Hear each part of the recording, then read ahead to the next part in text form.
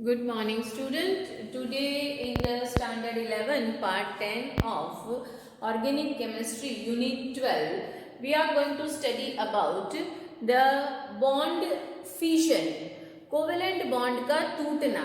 तो किस तरह से कोवेलेंट बॉन्ड ब्रेक होता है और उससे कौन कौन से टाइप से हमें कार्बन आयन या कैटायन मिलता है या कार्बोनियम आयन मिलता है या फ्री रेडिकल मिलता है, क्या मिलता है वो आज हम पढ़ेंगे। So today's our topic is bond fission और we can say the types of bond fission. Types of bond fission. Fission का मतलब टूटना, ब्रेक होना। बॉन्ड का ब्रेक होना। दो बॉन्ड है, दो स्पीसीज है, दोनों स्पीसीज अलग अलग हो जाती है तो उसे हम कहते हैं फिशन।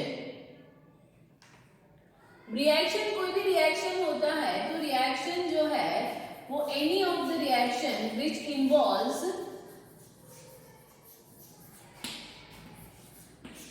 ब्रेकिंग। अपने रिएक्शन, टाइप्स ऑफ रिएक्शंस जो हमने पढ़े थे 9th और 10th क्लास में, एडिशन रिएक्शन, सब्स्टिट्यूशन रिएक्शन, तो वो कौन से बेसिस पे होता है? तो all the reaction involves either making of the bond and breaking of the bond, मतलब एक जगह से टूटेगा दूसरी जगह पे बनेगा। So reaction involves breaking and making of bond. So जो दो टाइप के होते हैं वो दो टाइप जो है उसमें हम कहते हैं, एक को कहेंगे होमोलिटिक फिशन, होमोलिटिक फिशन, और दूसरा जो है उसे हम कहते हैं heterolytic fission.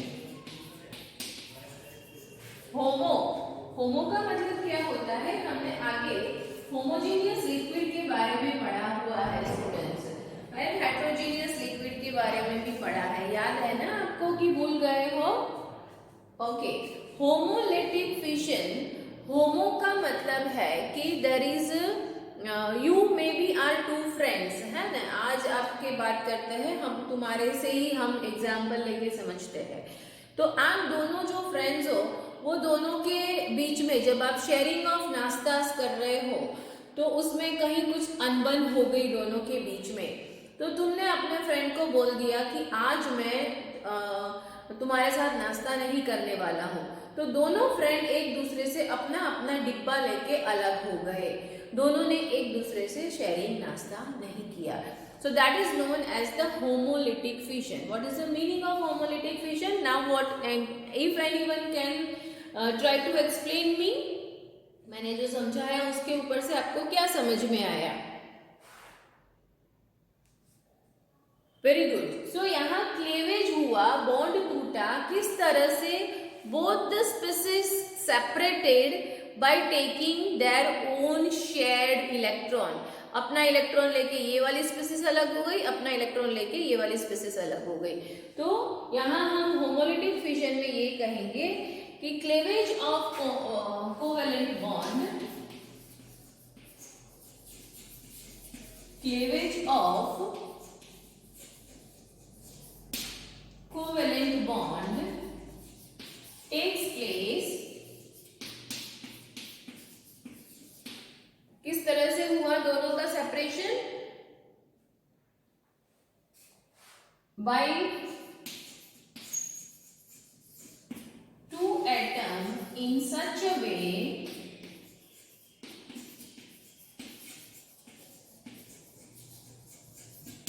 That both the species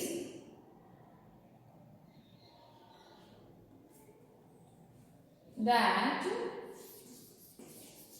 each atom retains one electron और देयर ओन इलेक्ट्रॉन, अपना अपना इलेक्ट्रॉन लेके दोनों ने अपना सेपरेशन ले लिया, दोनों सेपरेट हो गए। तो यहाँ पर जो दो स्पीसीज सेपरेट हुई वो दोनों स्पीसीज के पास में एक एक एक्स्ट्रा इलेक्ट्रॉन है जो अनपेयर्ड है, जो बॉन्ड नहीं बना रहा है, इसीलिए वो एक इलेक्ट्रॉन उनके पास में ज्यादा होने की वजह से वो अनस्टेबल है, और अनस्टेबल है इसीलिए उसे हम फ्री रेडिकल कहते हैं। सो हियर दैट एटम और group of atom which have atom or group of atom which have one unpaired electron, what it is known as? It is known as free radical, called free radical. So उसको यहाँ पर मैं समझाती हूँ कि किस तरह से वो दोनों अलग हो गए और हम उसे कैसे पहचानेंगे कि ये फ्री रेडिकल है, और उसके साथ में वो कैसे बॉन्ड बनाने के लिए, मतलब अनस्टेबल है, क्यों? क्योंकि उसके पास में एक इलेक्ट्रॉन पड़ा हुआ है, उसका ऑक्टेट कंप्लीट नहीं है, तो वो इलेक्ट्रॉन कहीं ना कहीं वो रिएक्शन में फास्टली पार्टिसिपेट करेगा। So here we can say that अगर आपके पास में ये एक ए और ये बी, ये दोनों के बीच में ये कोवेलेंट बॉन्ड बना था by sharing of this electron. अब दोनों के बीच में अनबन हो गई तो यहाँ से बॉन्ड ब्रेक हो गया आपका। जैसे बॉन्ड ब्रेक हुआ, ए का अपना इलेक्ट्रॉन अपने पास में आ गया, बीच में दोनों सेपरेट हो गए, बी का अपना इलेक्ट्रॉन अपने पास में आ गया। तो आप देख सकते हो यहाँ पर उन दोनों के पास में एक एक इलेक्ट्रॉन आ गए हैं, and that's why A which is having unpaired electron and B it is having unpaired electron, it is known as free radical. Clear? Now if we think about the stability of this free radical, अगर homolytic fission में stability की बात करें हम of free radical, तो अगर आपके पास में CH3 ऐसा फ्री रेडिकल है तो CH3 की स्टेबिलिटी सबसे कम रहेगी, उससे primary, secondary and tertiary alkyl group के हिसाब से। तो ये इस तरह से आपकी स्टेबिलिटी रहेगी। अब यहाँ देखते हैं कि कैसे हाइड्रोजन ग्रुप किस तरह से, तो ये CH3 तो अगर आप बता सकते हो कार्बन की एक वैलेंसी कम है ना, तो ये हो गया आपका CH3 फ्री रेडिकल। अब एक और प्राइमरी का मतलब हुआ यहाँ आपके पास में एक और CH3 जुड़ा हुआ है, मतलब आपके पास में एक मिथाइल ग्रुप जुड़ा हुआ है और ये है आपका हाइड्रोजन। तो ये प्राइमरी आपका फ्री रेडिकल हुआ, ये कार्बन आपका यहाँ फ्री रेडिकल है, क्यों? क्योंकि एक अल्काइल ग्रुप उसके साथ में जुड़ा है। अब सेकेंडरी का मतलब हुआ दो अल्काइल ग्रुप अगर आपने कहीं उसके साथ में जोड़ के रखे हैं तो ये कार्बन उसके साथ में हाइड्रोजन, यहाँ पर एक अल्काइल ग्रुप है, एक अल्काइल ग्रुप यहाँ पर है, फिर से ये हुआ आपका कार्बन है, तो ये फ्री रेडिकल है। अब सेम वे अगर टर्शियरी की बात करते हैं तो no hydrogen is there and all the three alkyl group are attached. So इस तरह से टर्शियरी अल्काइल ग्रुप अगर फ्री रेडिकल है तो इसका स्टेबिलिटी सबसे ज्यादा होता है, और सिर्फ आपका मिथाइल CH3 फ्री रेडिकल है तो उसका कम रहेगा stability. Now we'll go with the heterolytic fission. The meaning of heterolytic fission means यहाँ पर दो स्पीसीज में से मतलब कोवेलेंट बॉन्ड की जो दोनों स्पीसीज ने एक दूसरे के साथ में शेयरिंग ऑफ इलेक्ट्रॉन किया था, उसमें से कोई एक स्पीसीज ज्यादा स्ट्रॉन्ग होने की वजह से वो दूसरी जो वीक स्पीसीज है या वीक एटम और ग्रुप ऑफ एटम है उसके पास से इलेक्ट्रॉन लेके दोनों के बीच में बॉन्ड ब्रेक होता है। मतलब कोई एक है जो दोनों इलेक्ट्रॉन मतलब खुद का इलेक्ट्रॉन एंड दूसरे एटम और ग्रुप ऑफ एटम का इलेक्ट्रॉन लेके खुद नेगेटिव आयन बन जाता है, और जिसके पास में इलेक्ट्रॉन डेफिशिएंसी क्रिएट हो गई वो पॉजिटिव आयन बन जाता है। तो यहाँ पर हेट्रोलिटिक फिजन मतलब अनसिमेट्रिकल होता है, जो डिस्ट्रीब्यूशन ऑफ इलेक्ट्रॉन है वो अनसिमेट्रिकल होता है। So that's why it is known as unsymmetrical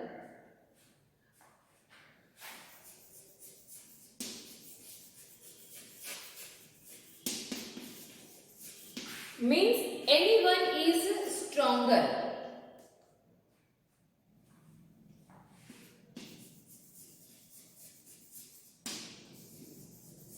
Out of two atom or group of atom, anyone has both the unpaired or both the shared electron. Both shared electron.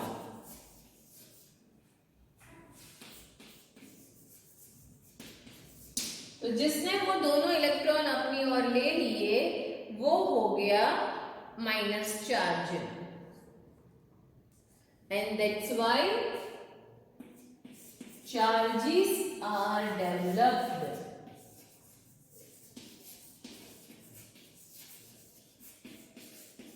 On atom और group of atom, एक के ऊपर plus charge एक के ऊपर minus charge. अगर फिर से एग्जाम्पल लेके समझते हैं तो ये ए और बी दोनों के बीच में ये कोवेलेंट बॉन्ड था।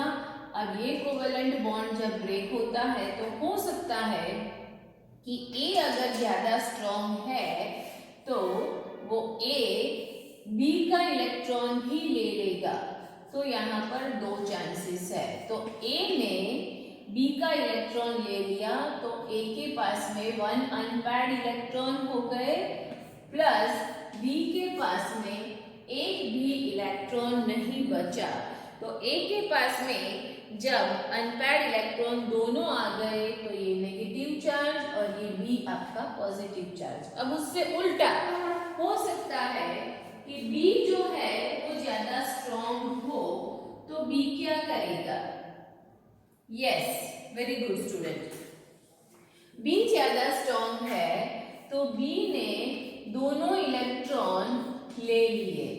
तो दोनों इलेक्ट्रॉन ले लेने की वजह से बी के ऊपर नेगेटिव चार्ज और ए के ऊपर पॉजिटिव चार्ज आया। तो यहाँ पर जिसके ऊपर पॉजिटिव चार्ज आता है that is known as carbocation. क्या कहेंगे उसे? Carbocation. और जिसके ऊपर नेगेटिव चार्ज आएगा उसे आप कहेंगे कार्बो एनायन।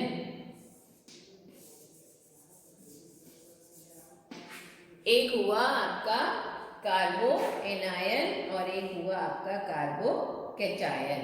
सो कार्बो कैटायन के बारे में बात करते हैं तो it contains all the species which have the deficiency of the electron, means all positive species। अगर हम ग्रुप की बात करते हैं तो कार्बोकैटायन में हमारे पास में कौन कौन से ग्रुप आ सकते हैं? सो कार्बोकैटायन का एग्जाम्पल CH3+, ये आया आपका कार्बोकैटायन। उसी तरह से हमने अभी जो होमोलिटिक फिजन में पढ़ा था प्राइमरी सेकेंडरी टर्शरी, तो वो सारे एग्जाम्पल होंगे हमारे कार्बोकैटायन के। और यहाँ अगर स्टेबिलिटी की भी बात करें तो स्टेबिलिटी सेम रहेगी कार्बोकैटायन के लिए जो हमने होमोलिटिक फिजन में पढ़ा। क्या था स्टेबिलिटी फॉर होमोलिटिक फिजन? सबसे कम किसकी थी, फिर उसके बाद में सबसे ज्यादा।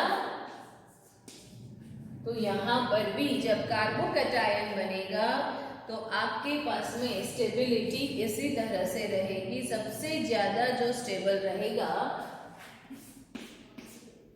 मतलब 3 अल्काइल ग्रुप यहाँ पर आया हुआ है। If you have the 3R and this carbon is positive, 3R group, 3 alkyl group आया हुआ है। सपोज मान लेते हो कि किसी कार्बन के पास में 2 अल्काइल ग्रुप आया हुआ है, फिर ये पॉजिटिव चार्ज है, तो अब आप बताओ दोनों में से ज्यादा स्टेबल कौन हुआ?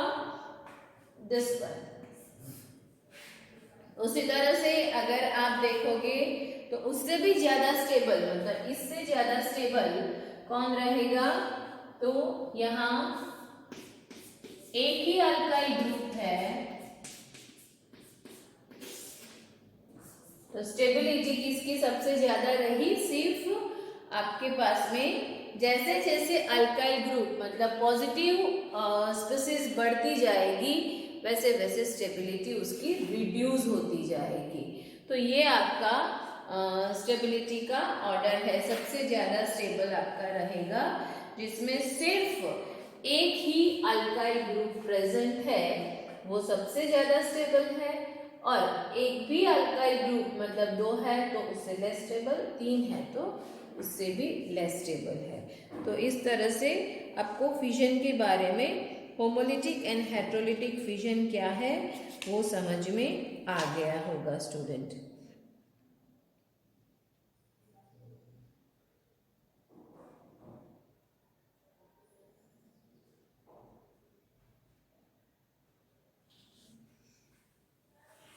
ठीक है, क्लियर हो गया यहाँ पर ये। अब उसी तरह से कार्बन आयन के लिए आप समझ सकते हो, कार्बन आयन में क्या होगा? वेरी गुड, उससे ऑपोजिट आपका जो ट्रेंड है वो कार्बन आयन के लिए ऑपोजिट ट्रेंड रहेगा। सो कार्बन आयन में जितना ज्यादा आपका अल्काइल ग्रुप रहेगा वो उतना ज्यादा स्टेबल रहेगा कार्बन आयन के लिए।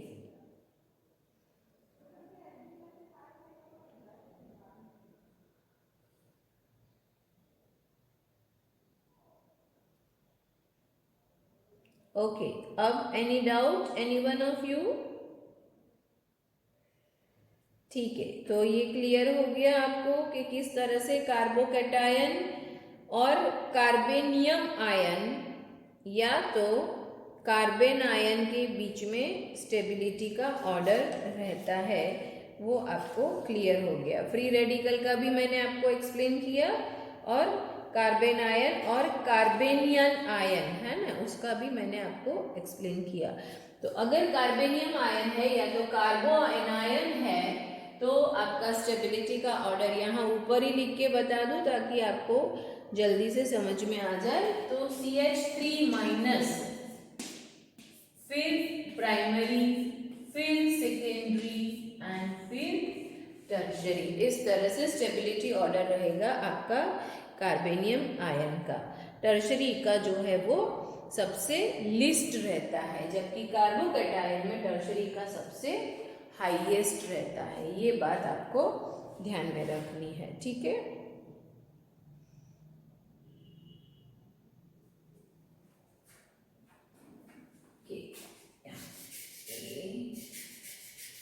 स्टेबिलिटी फॉर कार्बोकैटायन, यस किया बेटा, वो गलत लिख लिया था।